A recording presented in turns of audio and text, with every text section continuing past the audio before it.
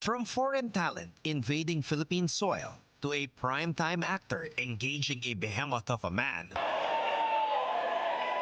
and a longtime veteran putting his career on the line, FPW Unfinished Business was absolute cinema.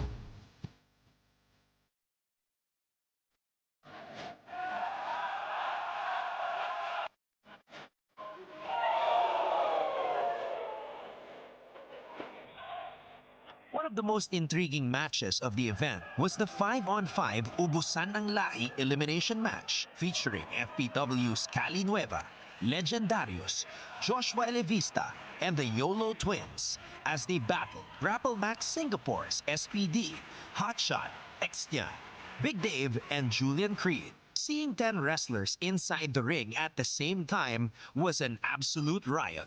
One of the highlights of the match was a high-risk dive from a ladder at Big Studios Makati by the maestro, Cali Nueva. It seemed as if the home team was going to pick up the win after Hotshot walked out on SPD after an intense disagreement.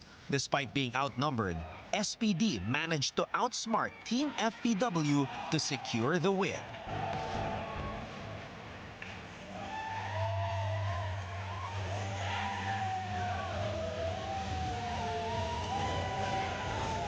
In a highly anticipated encounter, GMA artist Rocco Nacino made his pro wrestling debut as he faced the gym bro, Thiago. For majority of the match, Thiago bullied the actor, tossing Nacino around the ring over and over like a sack of rice. But Rocco would keep getting back up, frustrating his burly opponent. As the crowd rallied behind the Kapuso leading man, Nacino heat caught fire and ended the fight with a frog splash from the top rope.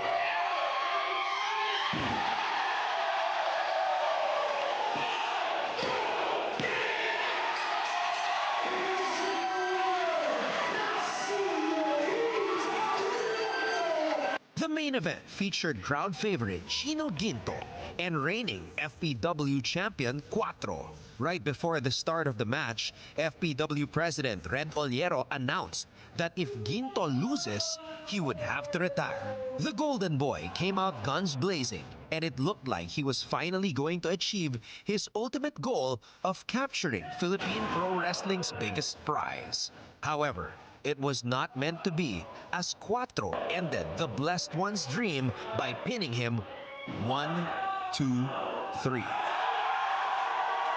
Despite the loss, Chino Guinto was in high spirits as he reflected on his unforgettable wrestling journey.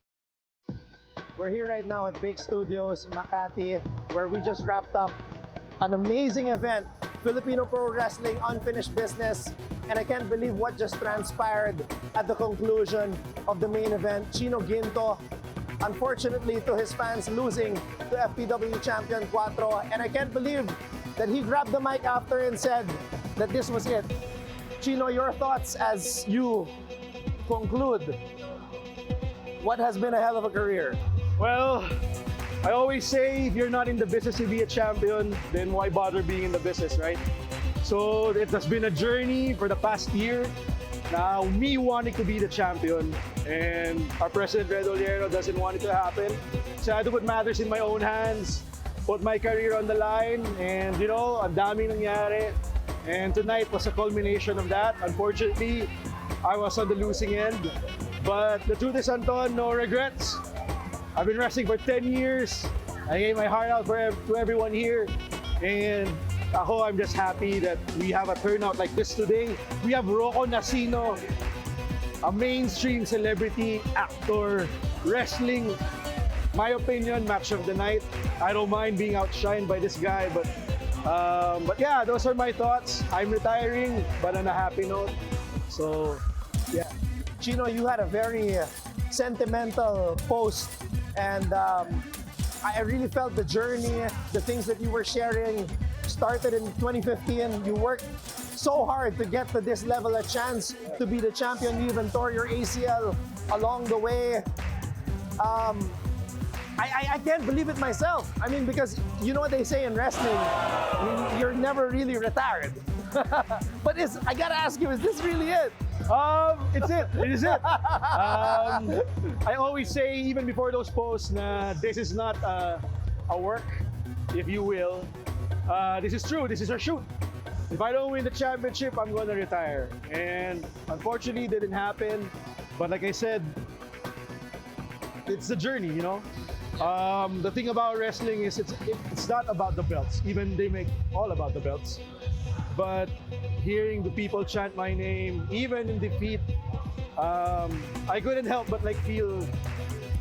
Ako hindi ako sad eh. Naiyak ako kanina, but like I always felt earlier na I have this long speech about like, oh, from 2015, I injured my ACL, blah, blah, blah. Pero all I wanted to say was I'm grateful. We are in a budding industry. Local pro wrestling scene is alive and well.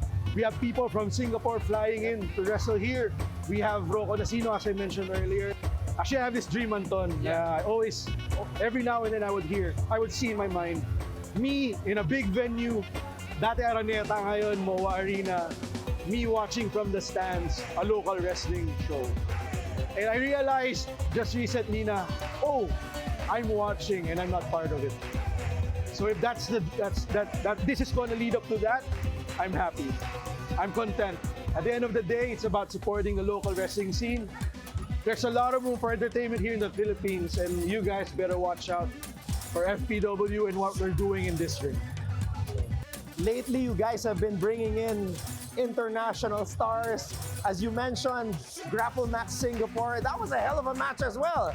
So is that something that FPW will continue doing? I know sa Astig, you guys just announced another big name coming here. Yes, so for us, it's about building our connections. Philippine wrestling scene, I think around like 12, 14 years. But for our surrounding region in Southeast Asia, mas matagal sila. 15, 16, some even 20 years. And all of these guys have all these experience and these advice that they can give us. So we work with them a lot. So Singapore, Vietnam, Malaysia, and as you say, Japan. So we have been, Jeff Cobb used to be from New Japan Pro Wrestling, now in WWE. So you can already imagine the network we've expanded. And it's just really bright for the future of the local wrestling scene. Unfortunately, hindi na ako kasali wrestling, pero I'll be happy to be part of FPW, supporting them from behind the scenes. And yeah. And the fans will surely continue to support Chino Guinto. The shirt that he's wearing right now just came from somebody in the crowd. Yeah. He needed a shirt. He got a shirt and not the crying Chino shirt from Cuatro. Reminds me, I have to have that back. Kahit natalo ako, I need that back. Ganda nun. 36,000 daw yun. One of one. Hingin ko na yun na nga lang eh. Brother, it's been a hell of a ride. Final message to all of your fans who supported you throughout the 10 years. And of course, sa lahat ng mga fans ng Filipino Pro Wrestling. Whether you've known me in the past 10 years or just known about me now or you'll see me later on, naglobat ang camera.